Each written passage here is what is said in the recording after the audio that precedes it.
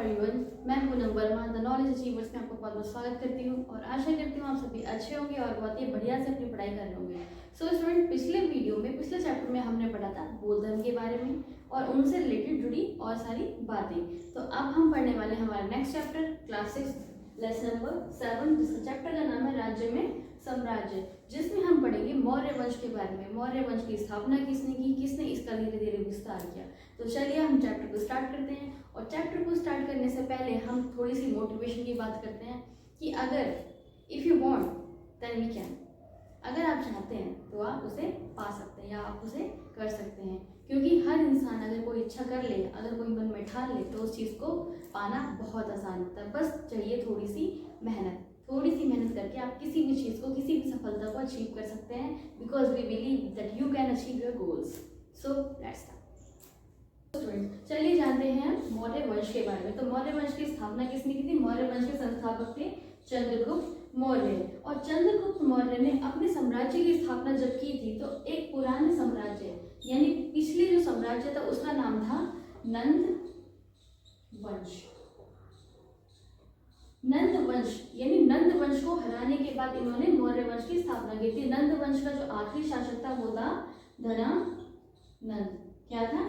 धनानंद, या फिर इन्हें धनानंद भी कहते हैं। तो इन्हें हराकर उसके बाद चंद्रगुप्त मौर्य ने मौर्य वंश की स्थापना की थी। और इन्होंने अपने वंश की स्थापना कौन से साल में की थी, यानी कब की थी? तो इन्होंने आज से 2300 साल पहले अपने वंश की स्थापना की थी। और इनके जो सहायक थे उनका नाम था चाणक्य। और आप सभी जानते होंगे चाणक्य कौन है, क्योंकि इनके परिचय की बिल्कुल आवश्यकता नहीं, क्योंकि ये वैसे ही बहुत ज्यादा फेमस हैं। कैसे? क्योंकि चाणक्य वो हैं जिन्होंने अर्थशास्त्र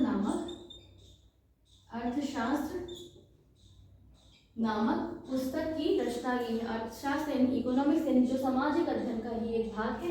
नेक्स्ट हम आते हैं कि मौर्य वंश की राजधानी कौन कौन सी होती थी। तो मौर्य वंश की जो प्रमुख राजधानियां थी, पहले नाम पाटलिपुत्र, उज्जैन और तक्षशिला। तो ये थी राजधानियां। और ये थी, हमने पढ़ा था कि मौर्य वंश की स्थापना किसने की, कब, कौन सा ये ईयर था और किसने इसकी सहायता की थी।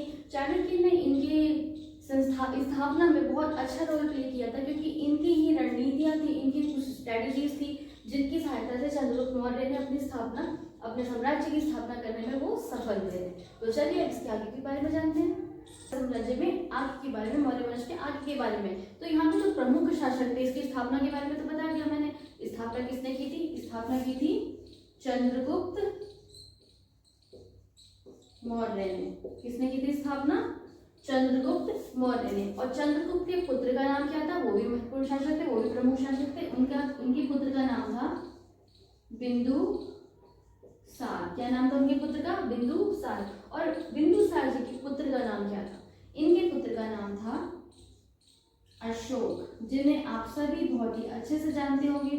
अशोक के बारे में आप सभी ने सुना होगा, अशोक स्तंभ के बारे में सुना होगा, अशोक चिन्ह के बारे में सुना होगा और अशोक चक्र के बारे में सुना होगा, जो हमारे राष्ट्र एक प्रतीक हैं, प्रतीक के रूप में माने जाते हैं, जिनका बहुत ही अच्छा रोल है हमारी लाइफ में, हमारे देश में। तो अब आगे समझते हैं। तो मौर्य वंश में जो कर थे, कर वो होते हैं टैक्स जो होते हैं, जो नियमित रूप से हमें देने पड़ते हैं, जो वहाँ के लोग नियमित रूप से उन्हें दे देते। तो ये क्या है? ये नियमित रूप से देना पड़ता था। लेकिन अब दूसरी बात करते हैं नजराना। तो नजराना एक ऐसी वस्तु थी जो अनियमित रूप से एक उपहार समझ के लोग उन्हें दिया करते थे, क्योंकि टैक्स जो होता है उसी से हम साम्राज्य को चलाते हैं। एक होता है नजराना। नजराना ऐसे आप गिफ्ट समझ सकते हो कि गिफ्ट के रूप में लोग दिया करते थे। नेक्स्ट आते हैं मेगास्थनीज। ये जो मेगास्थनीज है ये एक राजदूत था, जो कहाँ से आया था? जो किसका राजदूत था? वो था सेल्यूकस निकेटर का। किसका राजदूत था? सेल्यूकस निकेटर का राजदूत था, जो कहाँ से आता था? यूनानी राजदूत था। नेक्स्ट हम बात करते हैं पाटलिपुत्र की।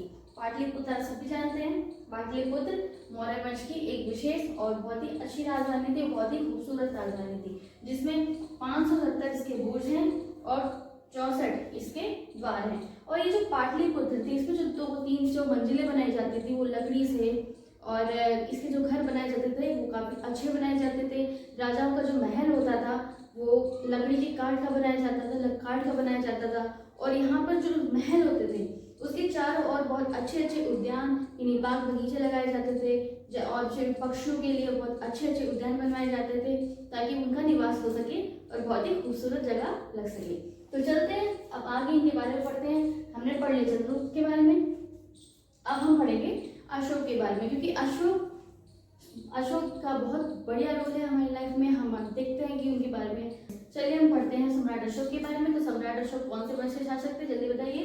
सम्राट अशोक मौर्य वंश के प्रमुख शासक थे, और ये ऐसे पहले शासक थे जिन्होंने अभिलेख लिखवाना स्टार्ट किए थे। अभिलेख क्या होता है, आपके मन में ये क्वेश्चन होगा कि अभिलेख होता क्या है। तो अभिलेख होता है जैसे पत्थरों पर आकृति द्वारा कुछ लेख लिखवाना, इसे कहते हैं अभिलेख। और ये अभिलेख कौन सी लिपि में लिखवाया करते थे, अभिलेख लिखवाते थे प्राकृत और ब्राह्मी लिपि में इनके अभिलेख पाए जाते हैं। नेक्स्ट हम बात करते हैं कलिंग युद्ध। अब आप सोचेंगे कलिंग युद्ध क्या है, तो कलिंग एक उड़ीसा में एक जगह का नाम है। कहाँ पर है ये है उड़ीसा में। उड़ीसा में एक स्थान का नाम है जहाँ पर एक कलिंग युद्ध हुआ था, जिसमें जो सम्राट अशोक थे उन्होंने पार्ट लिया था, उन्होंने नेतृत्व किया था।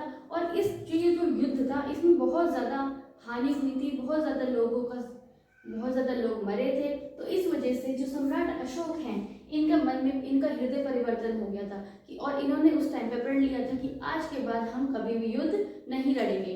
और युद्ध ना लड़ने का उनका ये जो प्रण था वो कहाँ लिया गया था, कलिंग युद्ध के बाद यानी उड़ीसा में लिया गया था। और उसके बाद इन्होंने बौद्ध धर्म का जोरों शोरों से प्रचार किया था, और उसके बाद इन्होंने धर्म की स्थापना की थी। अब धर्म क्या होता है, धर्म एक प्राकृत रूप में, प्राकृत भाषा में धर्म को कहते हैं। किसको कहते हैं, धर्म को।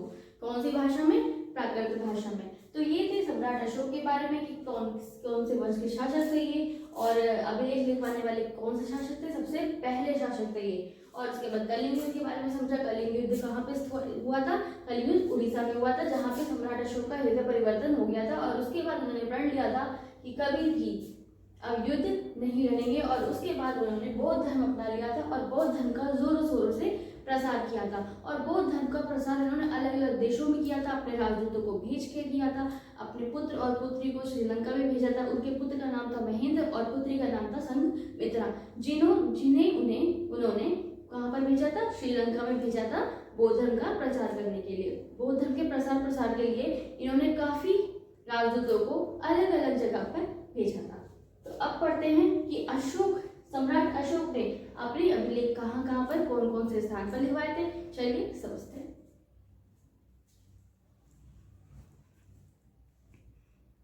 चलिए अब समझते हैं अशोक के अभिलेख स्थलों के बारे में, कहाँ पर ये अभिलेख पाए जाते हैं। तो सबसे पहले नाम है कंधार, नेक्स्ट लंपक, नेक्स्ट है मंसेरा, शहबाजगढ़ी, कलसी, गिरनार, टोबरा, बहापुर, जो कहाँ पर है, बहापुर दिल्ली में है। मेरठ आप सभी जानते हैं कहाँ पर है, गाजियाबाद में। नेक्स्ट लुम्बिनी, नेक्स्ट है सारनाथ। सारनाथ में जो अभिलेख पाए गए हैं बहुत ही महत्वपूर्ण है, क्योंकि सारनाथ में ही हमें अशोक स्तंभ के बारे में जानकारी मिलती है। हमारे जो अशोक चिन्ह है वो क्या है, अशोक स्तंभ। नेक्स्ट हम बात करते हैं लोनियो, अरारज, धौली, जौगढ़, कौसाम्बी, सांची, गुज्जर, रामपुरवा, रूपनाथ, पनगुरिया, सोबारा और सन्नति, मस्की, ब्रह्मगिरी और नेक्स्ट एंड लास्ट येरागुड़ी। तो ये थे सम्राट अशोक के अभिलेख स्थल। हमने हम तक पढ़ा था सम्राट अशोक के अभिलेख स्थलों के बारे में, जिसमें हमने जाना कि अशोक के जो स्थल है, जो अभिलेख स्थल है, वो कहाँ पर पाए जाते हैं। तो ये हमने बहुत ही अलग अलग जगहों के नाम पढ़ लिए। तो आज की वीडियो में हमने पढ़ा है मौर्य साम्राज्य के बारे में, उनसे रिलेटेड और भी बातों के बारे में, जिसमें हमने मोस्ट इम्पोर्टेंट चीज पढ़ी है अशोक के बारे में। अशोक ने कैसे कैसे अपने धर्म का प्रचार किया और कौन कौन से धर्म को अपनाया था। अशोक ने अपनाया था बौद्ध धर्म। कौन से धर्म को अपनाया था, बौद्ध धर्म को, जिसकी स्थापना किसने की थी। पिछले वीडियो में हमने पढ़ा है कि बौद्ध धर्म के संस्थापक कौन थे, तो बौद्ध धर्म के संस्थापक थे गौतम बुद्ध थे। ओके, तो आगे आने वाली वीडियो में हम पढ़ेंगे लेसन नंबर 8 के बारे में और समझेंगे उनसे रिलेटेड बातें। तो स्टूडेंट्स, अगर आपको इस वीडियो से रिलेटेड कोई भी डाउट है तो आप कमेंट बॉक्स में कमेंट कर सकते हैं। हम आपके लिए स्पेशली उसमें मैं कमेंट जरूर करूंगी, आपके डाउट्स को क्लियर जरूर करूंगी। सो स्टूडेंट्स, तब तक आप पढ़ते रहिए, हंसते रहिए, मुस्कुराते रहिए और प्लीज़ नोट्स ज़रूर बनाते रहिए, उस नोट्स को ज़रूर रिवाइज कीजिएगा। तो मिलते हैं आगे आने वाले नेक्स्ट वीडियो में, तब तक टिल देन